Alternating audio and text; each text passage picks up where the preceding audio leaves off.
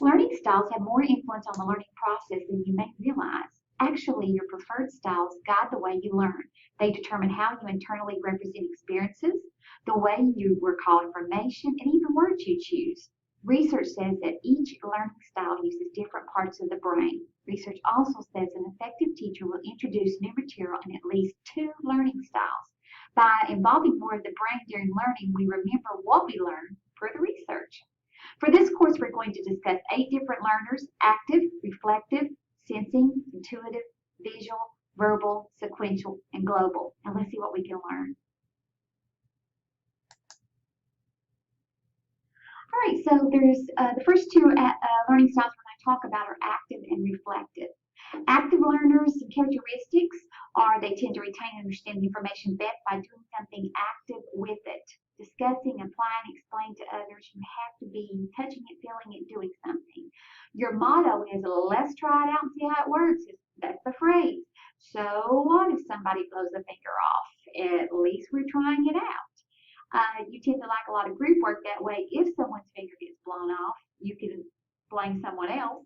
And sitting through lectures without getting to do anything physical but take notes is especially hard for active learners because you just can't comprehend that way. Well, how can you help yourself if you're an active learner? Maybe your teacher doesn't give you the opportunity.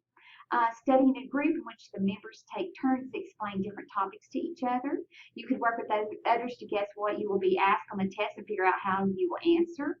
You will always retain information better if you find ways to do something with it. All right, so if you're not an active learner, you must be a reflective learner. So some characteristics of a reflective learner, they tend to want to think about the information first. I like to explain reflective learners as being like a percolator coffee pot. You turn it on, get everything ready, and then you wait, you wait, you wait, and then maybe finally a drop starts forming, and then you wait, and then drip, drip, drip, and finally a stream, and you finally have a cup of coffee. That's kind of like how I look at reflective learners. They want to think it through first. That's their phrase. They tend to like to work alone because they need to go think about it.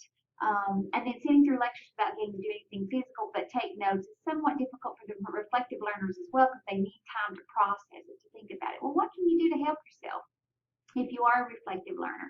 Don't simply read or memorize the material. That is not learning.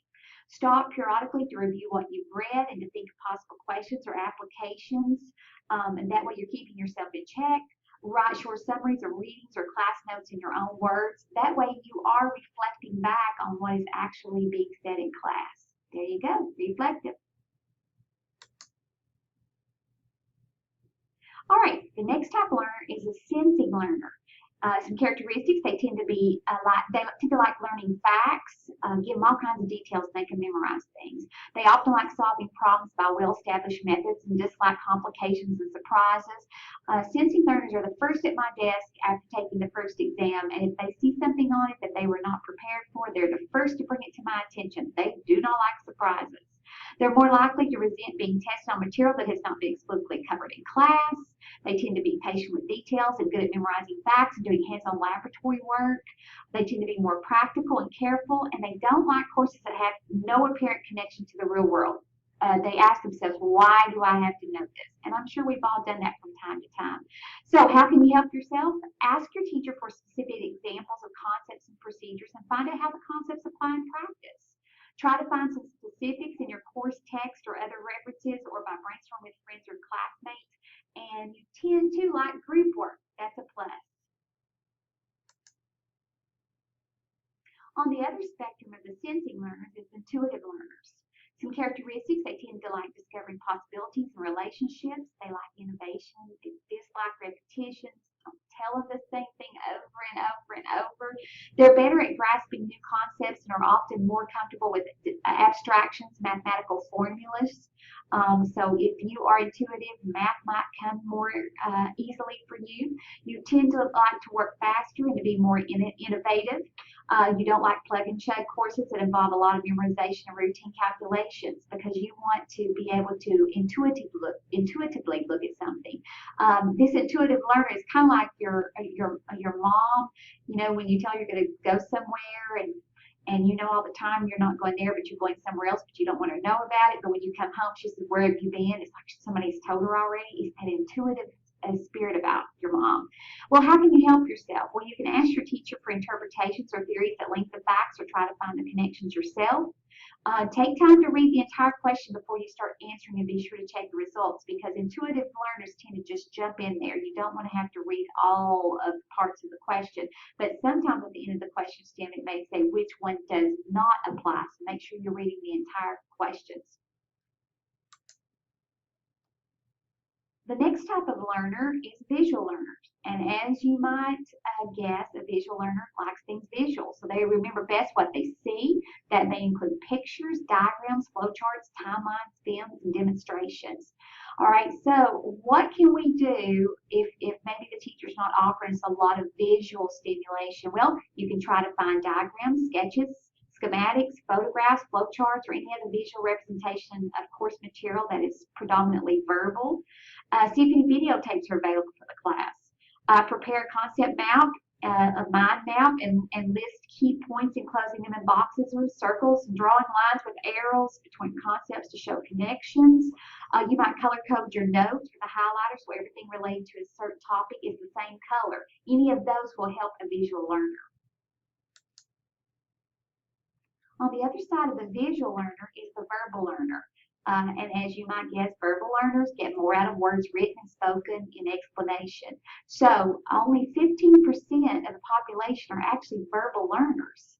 Yet that's the way a lot of college classes are designed. So what can you do if all you get is lecture notes? Well, you can write summaries and outlines of course material in your own words. You can work in groups because it's effective, because you gain understanding material by hearing classmates' explanation. You learn even more when you do the explaining yourself.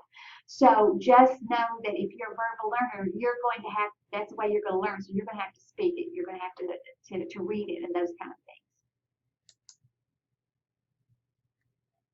All right, then we have sequential learners. Some characteristics: they tend to gain understanding in linear steps, with each step following logically from the previous one. I kind of like to think about it as a step, as a ladder. You go up each run to get to the top. So that's the way I look at a sequential learner. They tend to follow logical stepwise paths in finding solutions. So A to B to C to D, we find that relationship, and when we go in those sequential orders.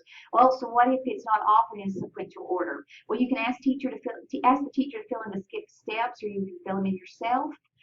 By maybe doing some research at the library. When you're studying, take the time to outline the lecture material for yourself in logical order. Put it in some kind of a sequence. Strengthen your global thinking skills by relating each new topic you study to things you already know. That's the best type of memorization, is when you can link something to something you already know. Now, the thing about sequential learners is if you are climbing up the ladder and one of the runs is missing, you can't go any further.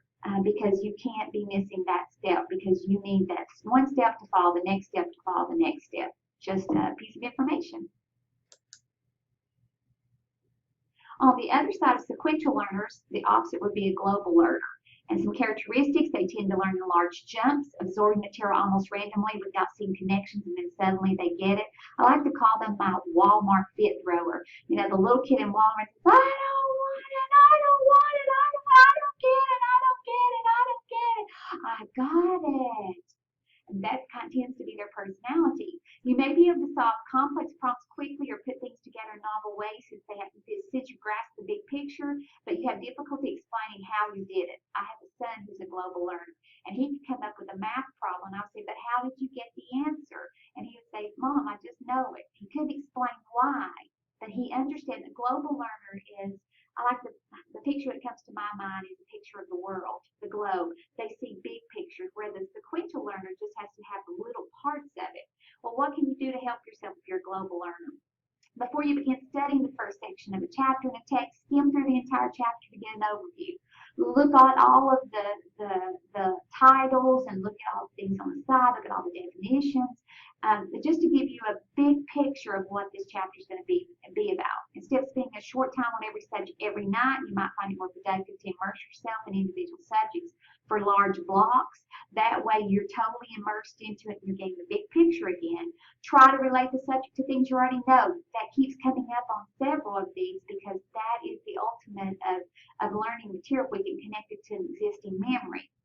You might ask the instructor to help you see connections or by consulting references, doing your own research. Don't lose faith in yourself. Don't keep saying, I can't do it, I can't do it, I can't do it. Even if you do say that, know in the end you're going to